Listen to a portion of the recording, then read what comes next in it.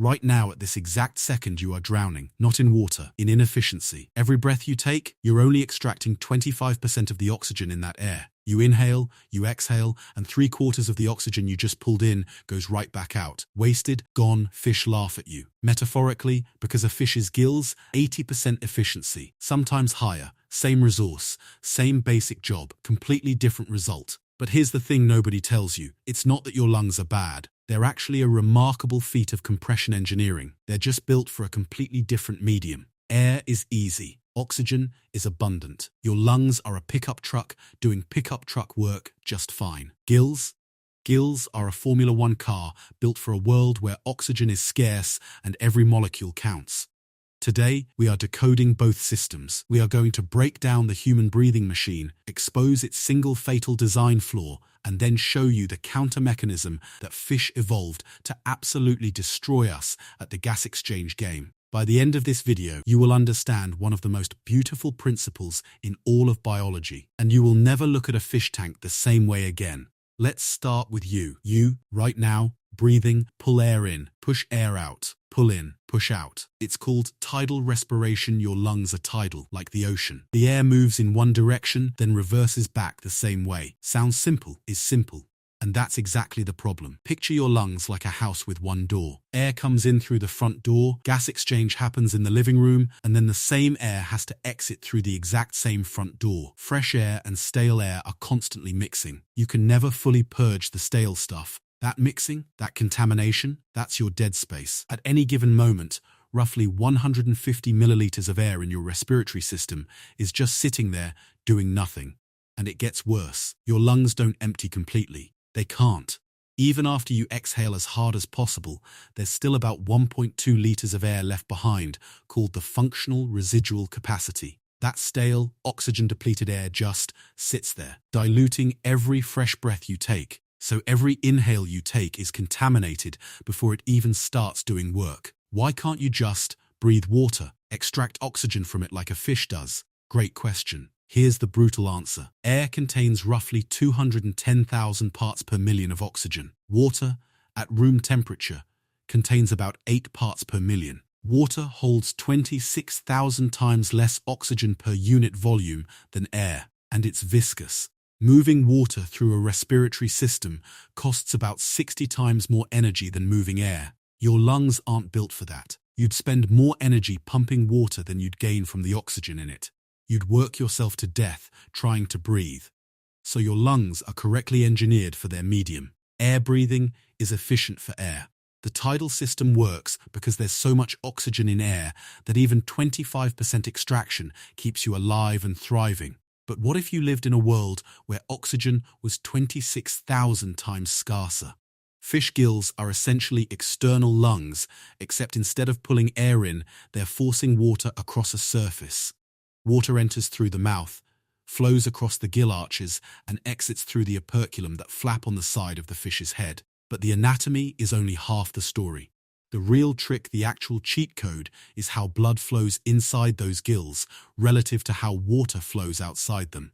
Counter current exchange. This is it. This is the whole video in 3 words. Here's the analogy that will make this permanently stick in your brain. Imagine 2 pipes running side by side. Hot water flows left through one pipe. Cool water flows right through the other. They're exchanging heat through the wall between them.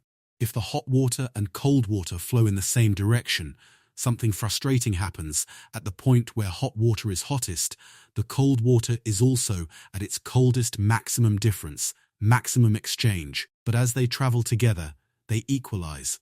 By the end, they've reached a kind of compromise temperature. But if you flip one pipe, run the cool water in the opposite direction to the hot water, something magical happens. The cool water, as it heats up, always encounters hotter hot water. The gradient never disappears. Transfer keeps happening all the way down the line. That is counter current exchange. And fish gills run blood and water in exactly opposite directions. Water flowing across the gill always encounters blood that is slightly less oxygenated than it is. So oxygen keeps moving from water into blood, all the way across. right to the very end of the exchange surface. The result? Blood leaving the gills can carry oxygen concentrations that are close to or sometimes exceed the concentration in the incoming water. Compare that to your lungs. Your blood can never be more oxygenated than the air in your alveoli, because you're running a parallel system, not a counter-current one. You hit equilibrium fast. Exchange stops. Gills don't plateau. They drain the water, and the structure amplifies this even further.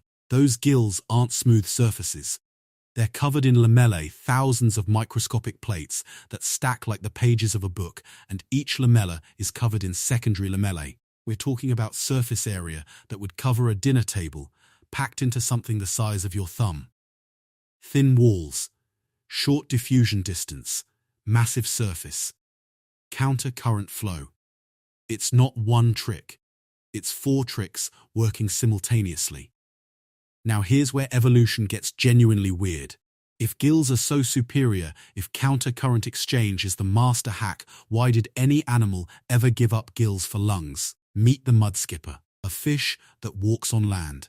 Literally, it uses its pectoral fins as arms, it breathes through its skin when out of water, and it guards terrestrial burrows. It is a fish that has partially quit being a fish. The mudskipper is an advertisement. It's showing you what the pressure to breathe air looks like. Mid-evolution. The oxygen in the shallow water mudflats it lives in, depleted. Seasonal droughts. Rotting organic matter, consuming O2. Suddenly, that water is terrible even for gills. The air above the water? Abundant for the mudskipper. Leaving water to breathe air is a cheat code in a world where the water has become hostile.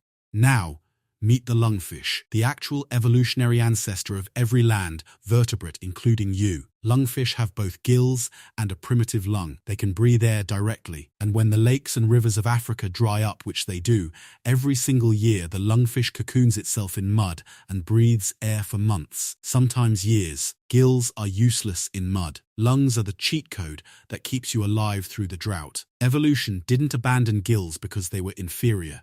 It added lungs because the environment demanded a new tool. And then there's the most spectacular reversal in evolutionary history. Whales, a mammal descended from land-walking ancestors with fully developed mammalian lungs, returned to the ocean, gave up legs, streamlined its body, lived its entire life underwater, and kept the lungs. Why? Why would an aquatic animal not re-evolve gills? Because evolution doesn't undo work. It doesn't have a reset button. Whales had 300 million years of vertebrate lung evolution baked into their DNA. Re-engineering back to gills from scratch would require fundamental restructuring of circulatory architecture, embryonic development, oxygen, carrying protein ratios, the whole system. Instead, whales optimized what they had. Whale lungs can exchange 80% of lung air in a single breath compared to your 15%. Their myoglobin concentrations are so high, their muscles literally look almost black. They can hold their breath for 2 hours. It's not gills, but it's an extraordinary adaptation of the inferior tool. Sometimes evolution plays the hand it's dealt, and plays it brilliantly. You think you've seen weird? We haven't even hit the truly strange yet. It's January. A painted turtle is at the bottom of a frozen pond. The surface is sealed with ice. It can't breathe. It hasn't breathed in months. It's fine. How? The turtle is breathing through its butt. Technically, through highly vascularized sacs called cloacal bursae, located near its posterior vent. The turtle pumps cold water in and out of this region, and oxygen diffuses across the thin membranes directly into the bloodstream. At near freezing temperatures, a hibernating turtle's oxygen demand drops to almost nothing. The butt breathing provides just enough. Biologists actually call this cloacal bursae ventilation, but the internet, correctly, calls it butt breathing. Now let's talk insects. Specifically, how an ant breathes underwater. Many insects can become temporarily submerged. They survive using a plastron, a thin film of air trapped against hydrophobic hairs on their body surface. That plastron isn't just a held breath, it functions as a physical gill. As the insect consumes oxygen, the partial pressure inside the bubble drops. Oxygen from the surrounding water diffuses into the bubble to equalize the pressure. The bubble resupplies itself.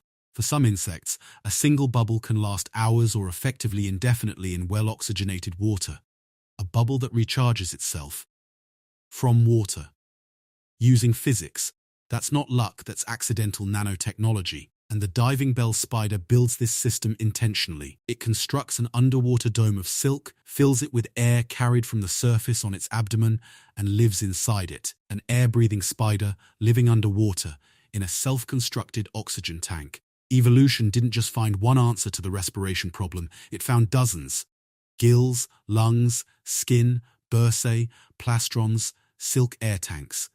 The game is always the same. Get oxygen in, get CO2 out. The equipment varies wildly. So here's the everything professor takedown. Your lungs are not bad. They are correctly designed for abundant atmospheric oxygen.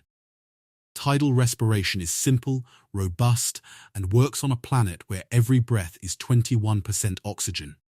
You are never in danger of running low. But gills are something else entirely. Counter-current exchange is one of the most elegant engineering solutions in the history of life, a mechanism so efficient it can extract oxygen from a medium that barely contains any.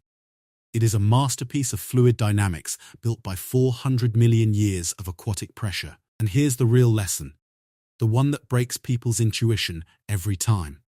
Evolution does not optimize for perfection. It optimizes for utility. Whales didn't re-evolve gills because lungs were good enough and gills were too expensive to rebuild. Mudskippers didn't purge their gills because partial solutions can outcompete ideal ones at the margins. Turtles breathe through their butt because that butt breathing costs nothing to maintain and solves a niche problem that fur-lined lungs can't. Biology is not an engineering firm with a blank budget. It's a tinkerer with an existing parts bin and deadlines measured in generations. Every system you've seen today, human lungs, fish gills, turtle bursae, insect plastrons, is a solution to the same fundamental problem, arrived at under completely different constraints, at completely different timescales, using completely different architectures. And that is what makes biology more interesting than any engineering textbook. Next time you see a fish, here's what you now know. That creature is running a gas exchange system that out-engineers you by a factor of 3. Its entire body is built around extracting maximum value from a resource-scarce environment. You're running a pickup truck. It's running a Formula One car. The difference is the gradient. If you want the next decode, subscribe. Hit the bell. Because next time, we're going inside the mantis shrimp's eye, a visual system so complex it makes your retina look like a disposable camera. 16 color receptors versus your 3. You think you see the world. You have no idea.